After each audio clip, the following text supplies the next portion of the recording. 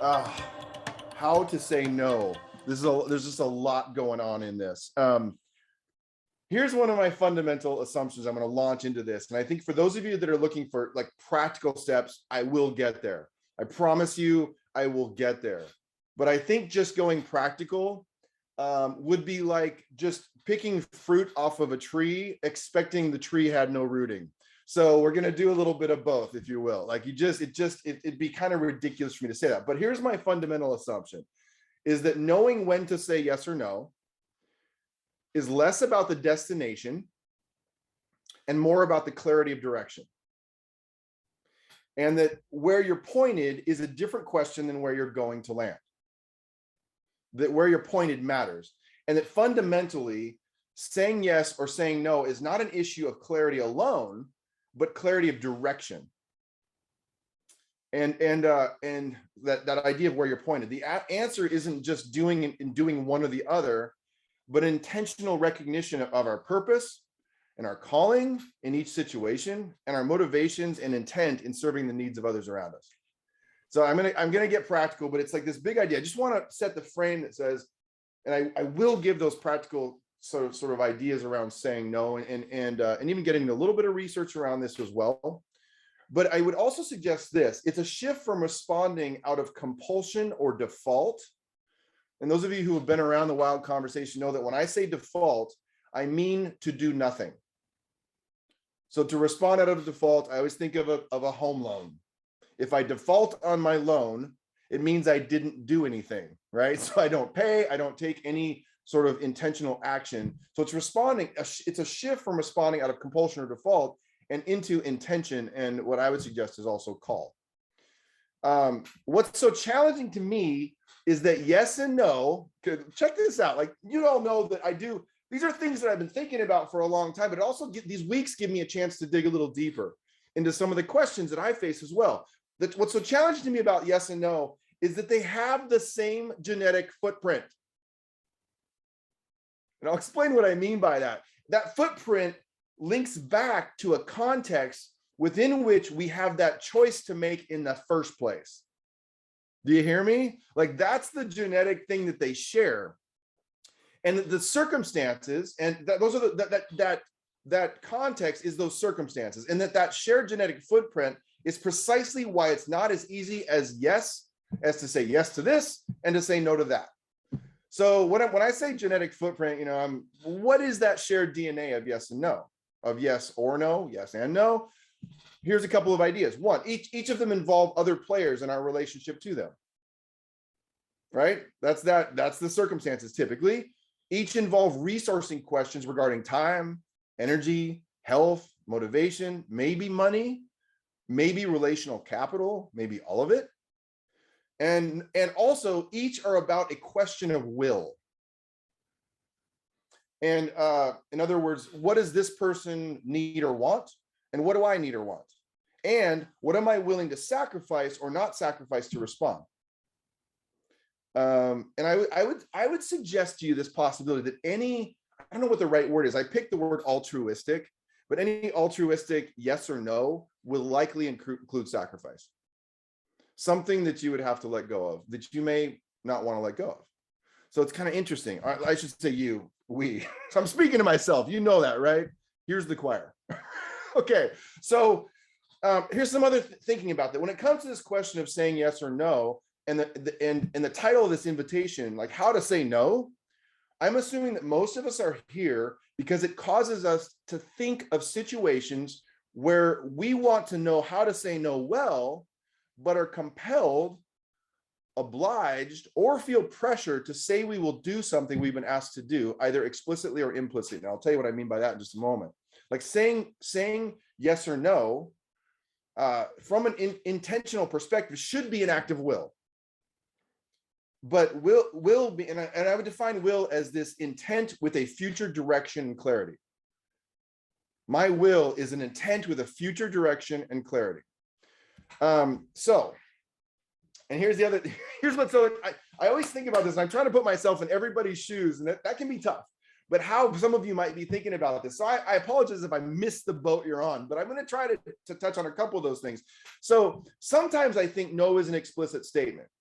And so some of you are thinking about this really explicit, like, I just need to say no to this person, right? And sometimes it's an internal decision to refuse to be someone, respond a certain way, or feel something. And I want to call that out because for many of us, it's saying no to feeling something is way more complicated than just saying no out loud, or this way more complicated than just this idea of you do you. Like, what is your truth, and say it. Feels like kind of grabbing the fruit off the tree without any rooting. Like, where did that come from? How do we end up knowing what that's about? And the other issue is this, like, we care.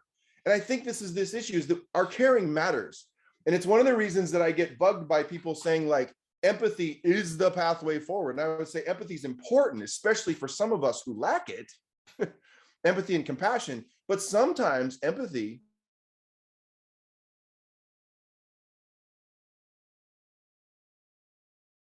saying no clearly.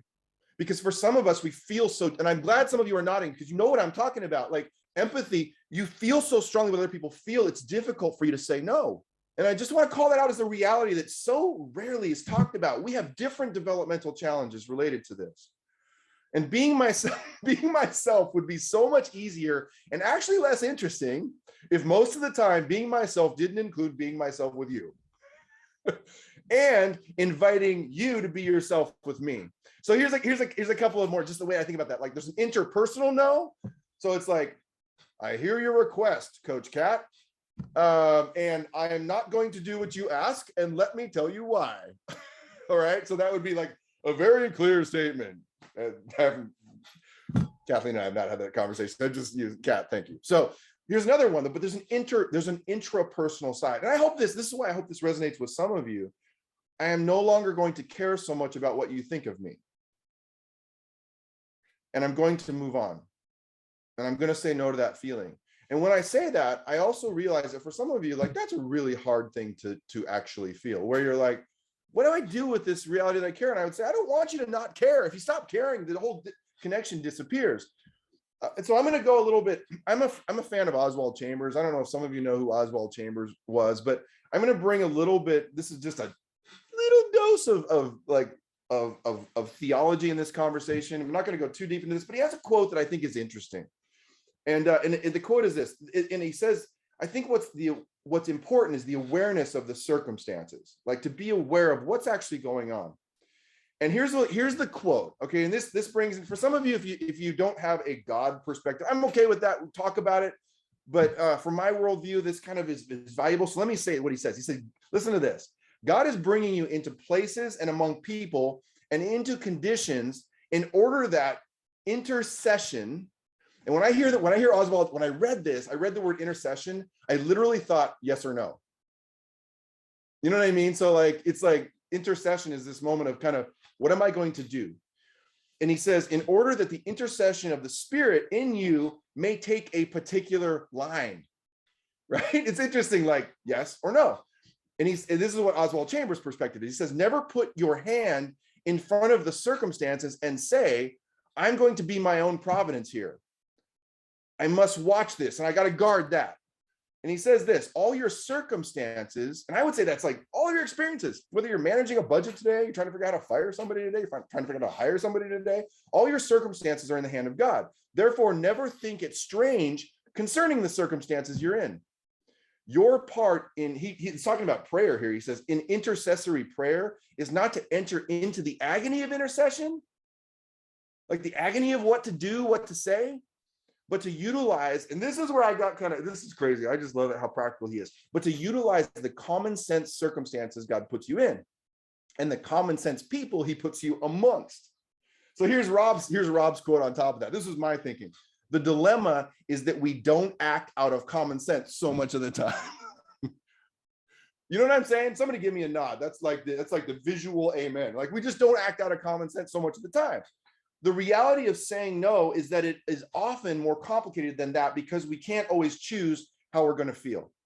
And it's not always as clear as yes or no in situations where we're not really sure it's a hard no.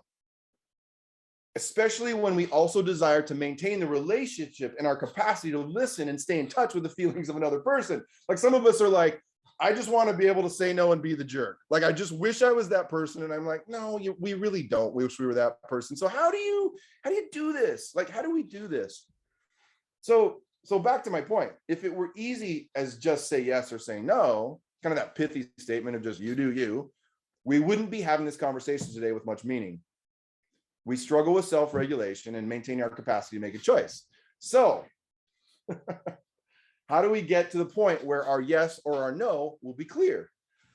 And it's interesting because some of you know this and you've heard a bit about this, but we've done a tremendous amount of work and research into something that's called self-differentiation. And differentiation of self, it is fundamentally about how to maintain a sense of yourself while also maintaining connection to other people. All right, so this is the human challenge, right? In relationships is how do I stay true to what's important to me and then connected to what's important to you when it may conflict with what's important to me? How do I do that? And avoid responding out of compulsion, but instead to respond out of a clear choice of will. Like literally the definition of self-regulation is about choice.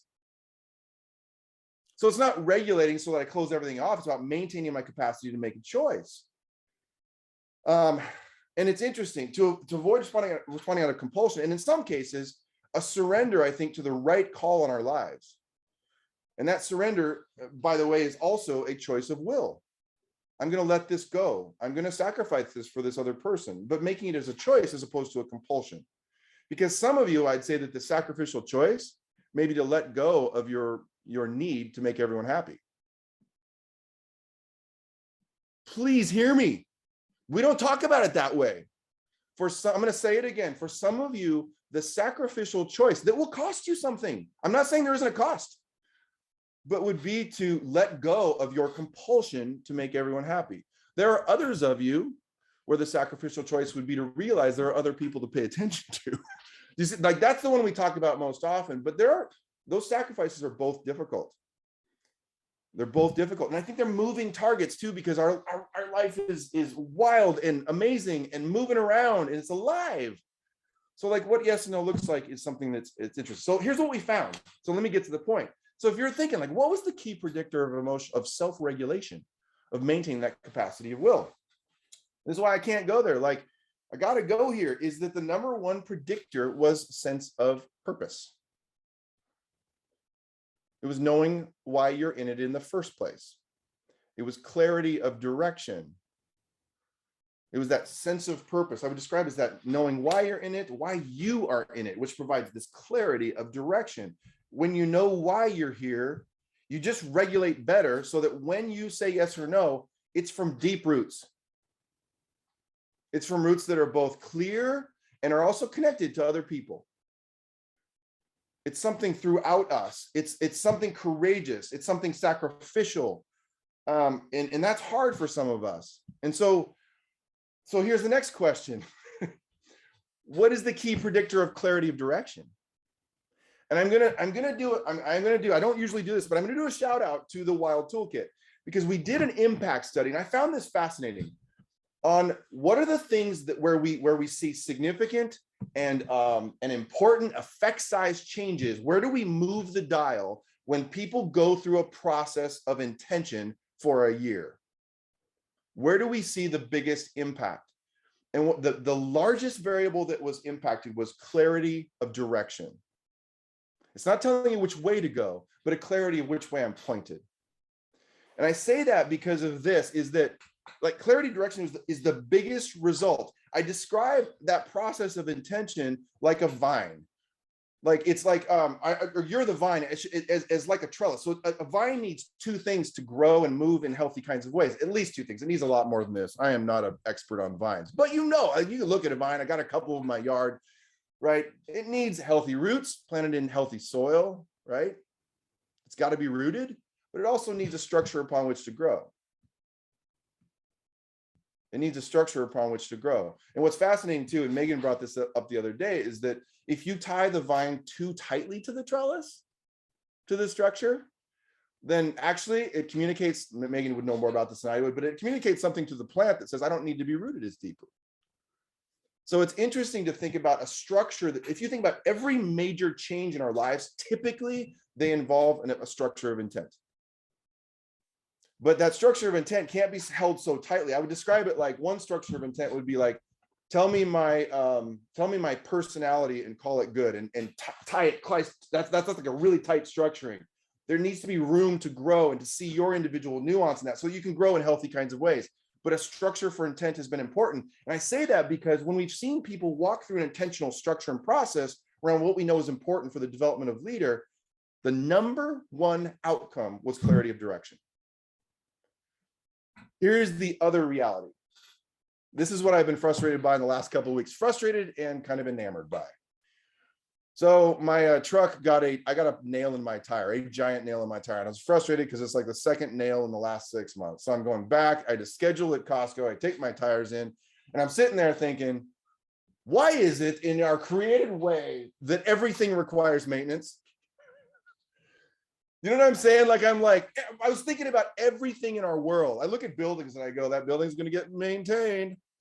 My wife and I are like, our carpet's old. You know, how long we can live with an old carpet, but how long do we want to live with it? You know, it's like some of my windows in my house are like the seals are broken, so they're all cloudy, and my wife loves that. So it's like everything in our world, including the psychological aspects of our world, require maintenance. And so when it comes to this deepening maintenance of these questions that would help us to be clear when the moment comes for yes or no, it takes maintenance, because we are moving, living, and aging beings. So that structure is really, really important. And I would say that whether you are a parent, a manager, a frontline worker, a pastor, a president, that your capacity to say no well is dependent upon an ongoing maintenance of your whole intent and person. Who you are, whose you are, who you might become, and who you will serve. And in a world where we want to shortcut this conversation, we will be left empty. You know what I mean? When we just grab the fruit without doing a little work.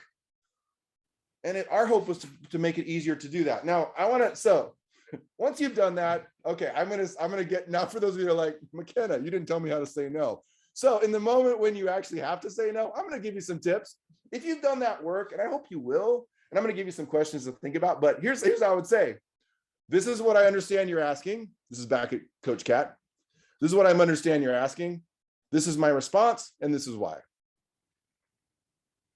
When that comes from a moment of that kind of rootedness and scaffolding, it's different. And with non-self-regulating others, so there's other people who are not working it, figure this out, and they like ask you again, rinse and repeat, because they probably didn't hear you and they probably won't hear it until the 5th time. You know, it's like, this is why I understand, this is what I understand you're asking, this is my response, and this is why. Now, I will say that that would be my response after the moment. So what are the key questions? Some of the questions I think about. What is happening? Step back, take a moment. If someone's asking you to do something or you're feeling something, what is happening? Who am I? Who am I called to be? What is that transcendent summon on my personhood, on who I am as a leader or as a person? Who am I called to serve? What are the potential sacrifices? And sacrifices, I think, look different, you know, and for different people. What potential opens up for others or for me to serve more broadly if I say yes or if I say no? And then the last question I have is, can I scale this? And what I mean by that is, can I make it work better and better as I do it more? And I don't think it's all about scale, but I think knowing when things scales or that scale or they don't, you know what I mean? When you can continue to do your life is an important question in the yes or no conversation. So for those of you who want the clear answer, I hope that there's like, what do I do in the moment where I'm speaking it? There's my thoughts. And I hope you'll do that deeper work too. I hope we all will. So